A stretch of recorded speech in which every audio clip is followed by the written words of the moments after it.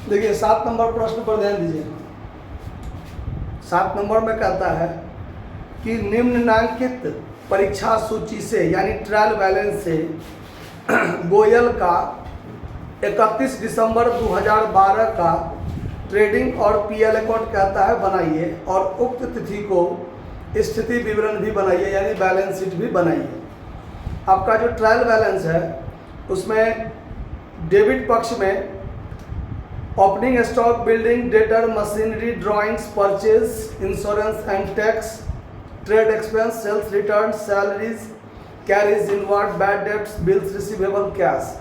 और credit side में bank loan, creditor, capital, sales, discount, purchase, return, commission, bad debts, reserve और bills payable. इतना है। देखिए सारा का सारा आइटम आपको पहले से पता है। सिर्फ एक आइटम जो आपको इस सवाल में नया रूप में है वो है आपका क्रेडिट सेल्स में। देखिए बैड डेब्ट्स रिजर्व 400 है ना। ये बैड डेब्ट्स रिजर्व डेटर पर इसका कुछ एडजस्टमेंट होता है और डेटर पर बहुत सारा एडजस्टमेंट होता है। 5-6 आइटम ऐसा होता है एडजस्टमेंट। ये 5-6 आइटम को आपको गौर से समझना पड़ेगा, क्योंकि जब आपको इसमें एडजस्टमेंट वाला बात डेटर पर आता है तो डेटर के संबंध में ज़्यादा लोग कंफ्यूज होता है, क्योंकि 4-5 एडजस्टमेंट होता है और उसका एक क्रम होता है। अगर वो क्रम आप सही से नहीं पकड़िएगा तो आप गलती कर लीजिएगा। तो डेटर वाला एडजस्टमेंट मैक्सिमम छात्र को थोड़ा भारी लगता है, लेकिन भारी कुछ नहीं है, थोड़ा दिमाग लगाइएगा, आसानी से समझ सकते हैं। तो डेटर पर कौन कौन सा एडजस्टमेंट होता है वो समझ, थोड़ा एक बार रिपीट कर देते हैं हम आपको यहाँ पर, फिर इसको मिटा देंगे बाद में। डेटर पर क्या क्या एडजस्टमेंट होता है, तो जो ट्रायल बैलेंस के भीतर, देखिए ट्रायल बैलेंस के भीतर डेबिट में आपको बैड डेब्ट्स होगा, बैड डेब्ट्स, और क्रेडिट में बैड डेब्ट्स रिजर्व या प्रोविजन फॉर बैड डेब्ट्स। ये दो चीज आपको ट्रायल बैलेंस के भीतर रहेगा, ठीक है। उसके बाद एडजस्टमेंट में क्या सब रहेगा उस पर ध्यान दीजिए। एडजस्टमेंट में क्या सब रहेगा, तो एक रहेगा additional bad debts, additional bad debts. ये सब आपको एडजस्टमेंट रह सकता है आपके सवाल में, उस पर ध्यान दीजिए, बैड डेब्ट्स। उसके बाद provision for bad debts, provision for bad debts, ठीक है। और एक होता है डिस्काउंट ऑन डेटर।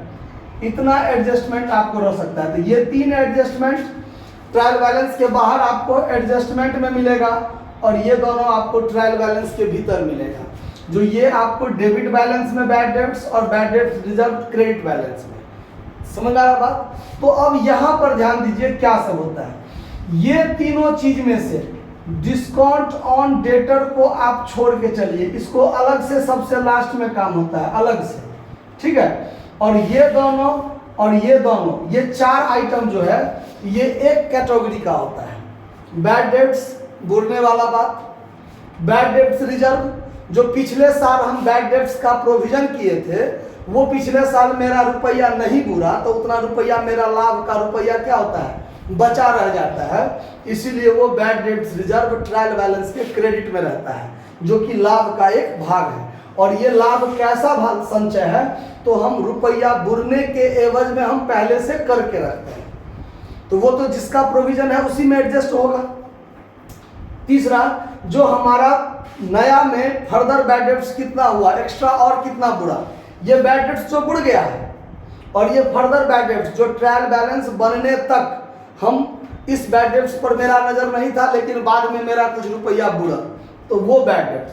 और ये हम फिर से नए वर्ष में कितना प्रोविजन फॉर बैड डेब्ट्स करना चाहते हैं। तो ये 4 आइटम आपको एक कैटेगरी से रिलेटेड है। तो ये चारों आइटम पर जो एडजस्टमेंट होगा वो एक साथ काम करेगा और ये डिस्काउंट ऑन डेटर ये अलग से काम करेगा डेटर पर जब ये सारा एडजस्टमेंट हो जाता है उसके बाद, ठीक है। तो इसका एडजस्टमेंट कैसे करेंगे उस पर ध्यान दीजिए। तो देखिए ये दोनों जो एडजस्टमेंट में है ये डेबिट में जाने वाला है और ये एक है जो बैड डेब्ट्स डेबिट में जाने वाला है और ये एगो है बैड डेब्ट्स रिजर्व जो क्रेडिट में जाने वाला है। तो ये दोनों एडजस्टमेंट में जो डेबिट में जाने वाला है, ये दोनों और ये तीनों एक साथ जुड़ेगा, एक साथ क्या होगा, जुड़ेगा। और ये क्रेडिट बैलेंस वाला है जो क्रेडिट में जाने वाला है। तो इस तीनों का जोड़ डेबिट में और ये क्रेडिट में, ये तीनों का जोड़ डेबिट में और ये बैड डेब्ट रिजर्व क्रेडिट में। लेकिन काम तो कोई एक साइड होगा, चाहे डेबिट में हो चाहे क्रेडिट में हो।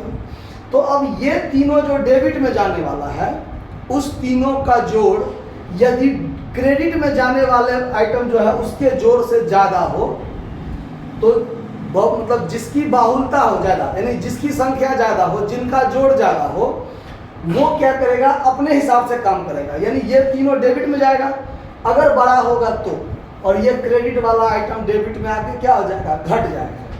अगर ये बैड डेब्ट रिजर्व ज़्यादा हो और इस तीनों का जोड़ कम हो, तो ये पहले क्रेडिट में लिखाएगा और ये तीनों आइटम उसमें से क्या होगा, घट जाएगा। तो ये बात तब ज़्यादा समझ में आएगा जब आपको इस पर अमाउंट लिखा हो। ठीक है, अभी कुछ हल्का फुल्का बात समझा दिए हैं, सवाल बनाते समय इस बात को फिर रिपीट करेंगे, उस पर थोड़ा ध्यान रखिएगा। अब आपका सवाल जो है उस पर ध्यान दीजिए। सवाल में क्या सब है, तो सबसे पहले है ओपनिंग स्टॉक। तो ओपनिंग स्टॉक सबसे पहले ट्रेडिंग अकाउंट के ऊपर में उसका रिजर्वेशन कराया हुआ है, जो पहले से जानते हैं। हम यहाँ ये मानकर चलते हैं कि इतना में मेरा क्या हो जाएगा, ट्रेडिंग अकाउंट हो जाएगा, उसके नीचे हम बैलेंस शीट बनाएंगे। ठीक है, तो देखिए जिस जिस आइटम में एडजस्टमेंट हो, इसमें थोड़ा ज़्यादा 7 एडजस्टमेंट दिया हुआ है, तो जिस जिस आइटम में एडजस्टमेंट होगा उस आइटम को आप लोग सवाल बनाते समय थोड़ा थोड़ा पेन मार दीजिएगा ट्रायल बैलेंस में कि इस आइटम में एडजस्टमेंट है। तो क्या होगा, हम लोग तो एक लाइन से एक एक आइटम को लेते हैं और ट्रेडिंग में या पीएल में या बैलेंस शीट में जहाँ जाने वाला होता है भेजते चलते हैं। तो भेजते समय तो हमको एडजस्टमेंट पर ध्यान नहीं रहेगा, लेकिन अगर एडजस्टमेंट देख के अगर हम ट्रायल बैलेंस के भीतर थोड़ा थोड़ा टिक मार देते हैं तो ये हमारे दिमाग में रहेगा कि इस आइटम सब में एडजस्टमेंट है, इसको एडजस्टमेंट करना है। ठीक है, तो जैसे एडजस्टमेंट में क्लोजिंग स्टॉक है तो 2 जगह काम करते हैं, ट्रायल बैलेंस की ट्रेडिंग अकाउंट के सीआर में और बैलेंस शीट के एसेट्स भाग में। पूंजी पर ब्याज है, वेतन 800 रुपया देना बाकी है, बीमा प्रीमियम पर है, मकान पर हरास, मशीनरी पर हरास, और देनदार पर प्रावधान और अर्जित कमीशन। इतना एडजस्टमेंट है। अब एक एक आइटम को लेते चलिए और पुट करते चलिए जहाँ जाने वाला है। तो सबसे पहले ओपनिंग स्टॉक 16,000, तो ट्रेडिंग अकाउंट के डीआर साइड में टू ओपनिंग स्टॉक 16,000 रुपया लिख लिए।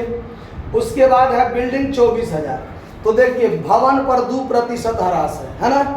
तो सबसे पहले बिल्डिंग हम लोग लिखेंगे कहाँ, 24,000 एसेट्स में। बिल्डिंग 24,000 एसेट्स में, और यहाँ पर डिप्रिसिएशन है एडजस्टमेंट, तो depreciation at the rate of 2%। तो 2400 का 2% हो जाएगा कितना, 480 रुपया। 480 इसमें से घट जाएगा तो 23,520 रुपया हो जाएगा। जोड़ घटाव थोड़ा आप चेक करते चलिएगा कि मेरा जोड़ घटाव सही है कि गलत है। उसके बाद सन्ड्री डेटर है 17,000। देखिए तो ये जो डिप्रिसिएशन है ये पीएलडीआर में भी तो आएगा, तो यहाँ पर टू डिप्रिसिएशन ऑन बिल्डिंग 480 रुपया रख देते हैं। ठीक है, अब उसके बाद एडजस्टमेंट है सन्ड्री डेटर 17,000। देखिए सन्ड्री डेटर 17,000, इस पर एडजस्टमेंट है। इस पर क्या एडजस्टमेंट है, 6ठा नंबर एडजस्टमेंट। देखिए विविध देनदार पर 5% प्रावधान का निर्माण करना है। तो ये तो आपको ट्रायल बैलेंस के बाहर का है, एडजस्टमेंट का है, और प्रावधान करना है। उसके बाद आप ट्रायल बैलेंस के डेबिट में देखिए सबसे लास्ट में थर्ड आइटम बैड डेब्ट्स 300 रुपया दिया हुआ है ना।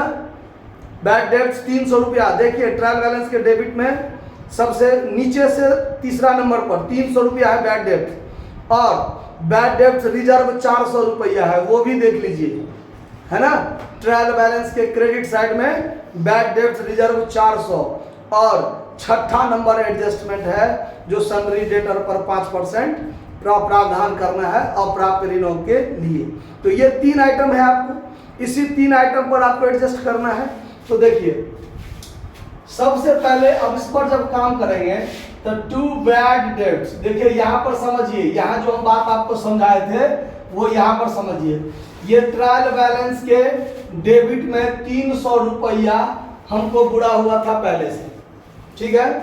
उसके बाद ये विविध देनदार पर 5% का प्रावधान है। तो यहाँ जो देनदार है एसेट्स में, इस पर हम न्यू प्रोविजन करेंगे, क्योंकि नए साल में हमारा न्यू प्रोविजन है, new provision for doubtful debts, doubtful debts, ठीक है। 5% एट द रेट ऑफ कितना 5%। तो इसका 5% कितना हो जाएगा 850 रुपया होगा। और ये 850 रुपया इसमें से जब घट जाएगा तो यहाँ पर हो जाएगा 16,150, और वो 850 प्रावधान यहाँ ऐड करेंगे न्यू प्रोविजन। देखिए नया में जो एडजस्टमेंट में प्रावधान होगा उसको न्यू प्रोविजन कहते हैं, और ट्रायल बैलेंस के क्रेडिट में जो बैड डेब्ट्स रिजर्व या प्रोविजन फॉर बैड डेब्ट्स है उसको ओल्ड प्रोविजन कहते हैं, ये लाभ का भाग होता है। तो यहाँ पर हम न्यू प्रोविजन को क्या करेंगे ऐड करेंगे 850। तो देखिए डेबिट में जाने वाला क्या हुआ, जो बैड डेब्ट्स ट्रायल बैलेंस में था 300 डेबिट में जाने वाला, न्यू प्रोविजन जो यहाँ बैलेंस में घटा है जो एडजस्टमेंट में होता है वो 850। उसके बाद बैड डेब्ट्स रिजर्व जो ट्रायल बैलेंस के क्रेडिट में है, बैड डेब्ट्स रिजर्व ये क्रेडिट में जाने वाला है 400। अब बात पर ध्यान दीजिए, इधर डेबिट में जाने वाला 1150 और ये 400, दो जगह लिखा गया ना। आंसर ऐसे भी मिलेगा, आंसर ऐसे भी मिलेगा, लेकिन ये बात ध्यान रखिए, ये क्रेडिट में जाने वाला और ये डेबिट में जाने वाला, दोनों में से बड़का कौन है डेबिट में जाने वाला। तो ये कहेगा इसको कि आओ भाई साहब मेरा पैर छू के प्रणाम करो, आया बात मैंने मेरे नीचे आओ। तो ये इसके नीचे आके यहाँ क्या होगा घट जाएगा 400, यहाँ घट जाएगा लेस हो जाएगा ओल्ड प्रोविजन, क्या हो जाएगा ओल्ड प्रोविजन, 400 घट जाएगा 750 बचेगा, और ये इधर से क्या हो जाएगा हट जाएगा, ठीक है। अगर मान लीजिए ये 400 के बदला में 1400 रहता और इधर 1150 हुआ तो ये ज्यादा था, इधर था ये कम हो गया। तो ये कहता है इसको कि आओ हमारा पैर छू के प्रणाम करो, तब ये इधर आके इसको क्या हो जाता इधर आके घट जाता, ये दोनों आइटम। आया बात समझ में, मतलब डेबिट में जाने वाला ज्यादा हुआ तो क्रेडिट वाला को कहेगा आओ मेरा पैर छू के प्रणाम करो, यानी मेरे नीचे आके घट जाओ, मेरे नीचे आके बैठ जाओ। आया बात समझ में। अगर ये ज्यादा रहता तो इसको कहता आओ मेरे पास, तब इधर जाके इधर घटता, समझ में आ रहा था। तो दोनों तरफ लिखने की जरूरत नहीं है, अगर डेबिट वाला ज्यादा है तो क्रेडिट वाला आके यहाँ घट जाएगा, अगर क्रेडिट वाला ज्यादा रहता तो डेबिट वाला यहाँ जाके घट जाता, बस इस बात को ध्यान रखें, ठीक है। तो ये एडजस्टमेंट हो गया आपका, ये वाला बात भी यहाँ आ गया। चलिए अगला आइटम पर, मशीनरी है 10,000 का और मशीनरी पर 10% ह्रास लगता है।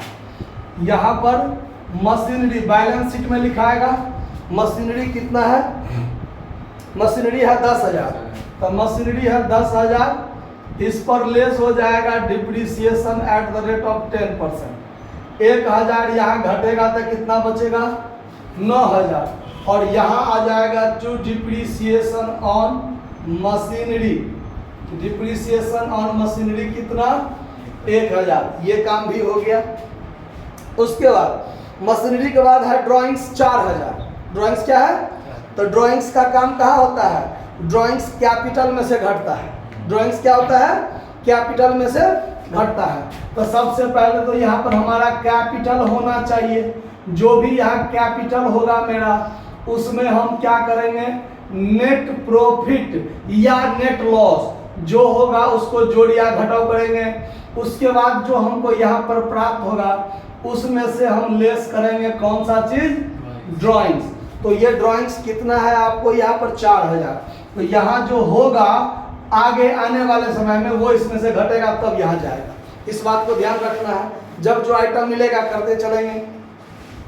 उसके बाद परचेज है 90,000, परचेज कितना, और 90,000 में से परचेज रिटर्न ठीक अपोजिट साइड में देखिए, इस साइड 800 रुपया है परचेज रिटर्न है, तो यहाँ पर लिखा आएगा टू परचेज 90,000 और इसमें से परचेज रिटर्न 800 क्या हो जाएगा, घट जाएगा, तो यहाँ बचेगा 89,200। इसका भी काम हो गया, परचेज रिटर्न का काम हो गया। उसके बाद इंश्योरेंस एंड टैक्स 1500। अब देखिए इंश्योरेंस जो 1500 है उसमें 4 नंबर एडजस्टमेंट है कि बीमा प्रब्याजी के 150 रुपया पूर्वदत्त है। तो अगर कोई प्रीपेड एक्सपेंस रहता है तो वो संबंधित आइटम से क्या हो जाता है, घट जाता है, क्योंकि वो खर्चा तो अगले साल का है, तो वो घटा के फिर एसेट्स में लिखेंगे। तो यहाँ लिखेंगे इंश्योरेंस एंड टैक्स, ये 1500 है और इसमें से घट जाएगा प्रीपेड इंश्योरेंस कितना, 150, तो ये 1350 रह जाएगा और ये एसेट्स में आ जाएगा प्रीपेड इंश्योरेंस कितना, 150। तो दोनों काम हो गया। उसके बाद है ट्रेड एक्सपेंस 3600, कोई एडजस्टमेंट नहीं है, तो यहां पर लिखिए टू ट्रेड एक्सपेंस कितना है, 3600, ट्रेड एक्सपेंस कितना, 3600। उसके बाद है आपको देखिए सेल्स रिटर्न 600, तो सेल्स रिटर्न तो सेल्स में से घटता है, तो क्रेडिट सेल्स में देखिए सेल्स है 1,30,000, तो बाय सेल्स यहाँ हो जाता है 1,30,000 और फिर इसमें से घटेगा सेल्स रिटर्न कितना है, 600, ये घट जाएगा तो 1,29,400 हो गया काम सेल्स रिटर्न का। उसके बाद सैलरी है 8200 और सैलरी में आपको एडजस्टमेंट है 800, सैलरी देना बाकी है, तो ये बाकी है तो खर्चा है, तो यहाँ होगा टू सैलरी 8200 और 800 इसमें ऐड कर देंगे आउटस्टैंडिंग सैलरी, तो ये 9,000 हो जाएगा और ये 800 आउटस्टैंडिंग सैलरी यहाँ पर लिख देंगे, थोड़ा जगह हटा के आउटस्टैंडिंग सैलरी 800, ठीक है। उसके बाद क्या है, कैरेज इनवार्ड 1250, तो कैरेज इनवार्ड तो ट्रेडिंग डीआर में होता है, टू कैरेज इनवार्ड कितना है, 1300, कैरेज इनवार्ड कितना है 1250, कैरेज इनवार्ड 1250। उसके बाद बैड डेब्ट्स, तो बैड डेब्ट्स वाला काम हम ऑलरेडी कर चुके हैं। बिल्स रिसीवेबल 4,500, तो बिल्स रिसीवेबल 4,500 एसेट्स में जाएगा, कैश 1,400 एसेट्स में जाएगा। उसके बाद हो गया। अब आइए क्रेडिट सेल्स में, क्रेडिट सेल्स में क्या सब है, बैंक लोन 4,400, तो बैंक लोन तो कर्जा है, बैंक लोन 4,400, आइटम को पहचानना बहुत जरूरी होगा। क्रेडिटर 11,600, क्रेडिटर के संबंध में कोई लफड़ा नहीं है, एडजस्टमेंट नहीं है, 11,600। कैपिटल है 32,000, तो कैपिटल का तो रिजर्वेशन यहाँ कराए हुए थे, कैपिटल 32,000 हो गया। पूंजी पर ब्याज के संबंध में भी एडजस्टमेंट है, 5% ब्याज लगाना है, देखिए है ना, पूंजी पर ब्याज के लिए हम यहाँ नहीं छोड़े हैं, तो कोई बात नहीं, हम यहीं पर जोड़ लेते हैं, जो होगा यहीं पर ऐड कर लेते हैं, interest on capital at the rate of 5%, हमारे पास तो जगह है, हो जाएगा। तो इसका 5% कितना हो जाएगा, 1,600, यहाँ 1,600 जोड़ लेंगे, तो 1,600 जोड़ेंगे तो 33,600, और ये पूंजी पर ब्याज, नीचे जगह का अभाव हो रहा है तो हम यहीं पर लिख लेते हैं, टू इंटरेस्ट ऑन कैपिटल 1,600, दो जगह हो गया ना काम। पूंजी पर ब्याज व्यवसाय के लिए खर्चा है तो डेबिट में, कैपिटल हो गया, सेल्स का काम कर चुके हैं, डिस्काउंट है 400, देखिए ट्रायल बैलेंस के क्रेडिट साइड में डिस्काउंट है, इसका मतलब हमको डिस्काउंट मिला होगा, यानी हमको फायदा हुआ होगा, तब बाय डिस्काउंट 400। उसके बाद क्या है, परचेज रिटर्न, काम कर चुके हैं, कमीशन 750। अब देखिए ये कमीशन हमारा आमदनी है, इसीलिए क्रेडिट में है, बाय कमीशन 750।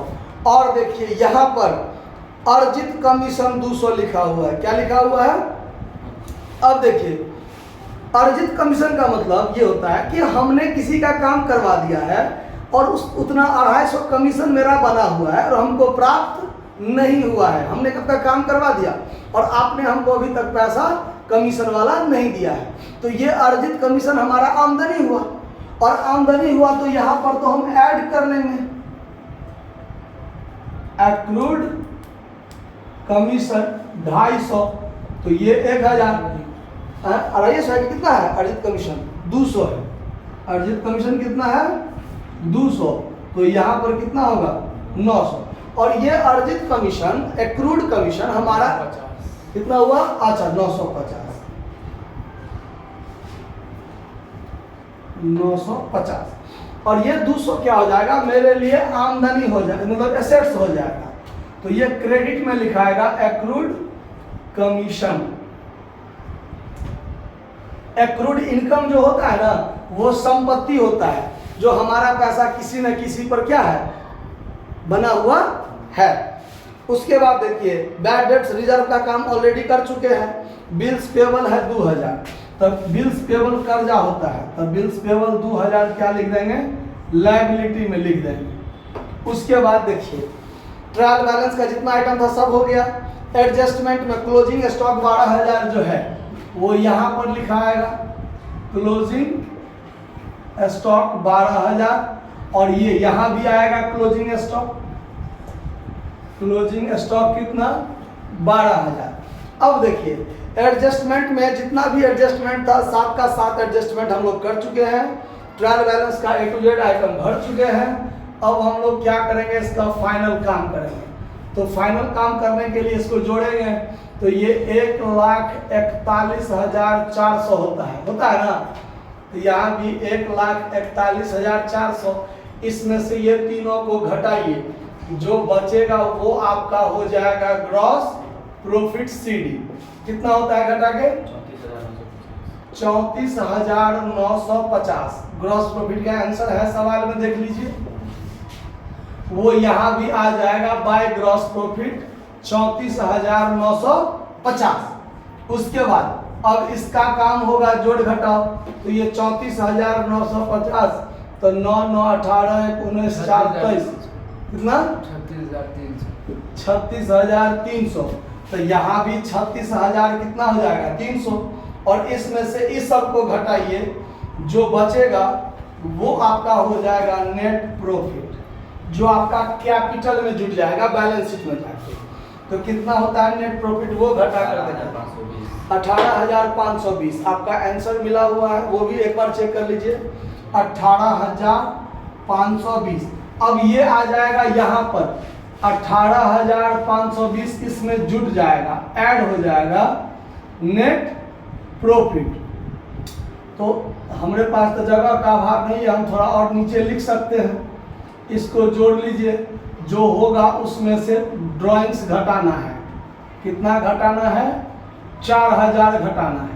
तो जोड़िएगा तो 6 5 11 1 8 3 11 1 12 में 2 3 1 4 1 5, इतना ही होगा ना? आए फिर ई घटाइएगा तो 48,120 होगा। क्या जोड़ ठीक हो रहा है ना? ऐसा नहीं कि स्पीड में कभी करते हैं तो गलत फलत हो सकता है, आप लोग उसको देखते रहिएगा। अब इस बैलेंस शीट को टोटल जोड़िए, सारा काम हो चुका है, बैलेंस शीट को टोटल जोड़िए, देखिए कितना होता है? 66,920। 66,920 बैलेंस शीट का आंसर मिल गया है। 66,920 का आंसर मिला। 62,090 है। 62,000 कितना है? 90। इसका मतलब कहीं जोड़ घटाव में गलती तो नहीं किए हैं? देख लीजिए क्या 66,920। अच्छा, पुराना वाला बुक में 66,090 है आंसर, नया वाला बुक में 66,920 है। अच्छा, हम दूसरा का आंसर देख लीजिए गलती से। चलिए कोई बात नहीं, नज़र इधर उधर हो जाता है तो गलती हो सकता है। 66,920 बैलेंस शीट का टोटल है। इधर भी मिलाकर देख लीजिए 66,920 होता है कि नहीं होता है, देख लीजिए मिलाकर। तो ये सवाल आपका बनकर क्या हो गया, तैयार हो गया, इसको नोट कर लीजिए।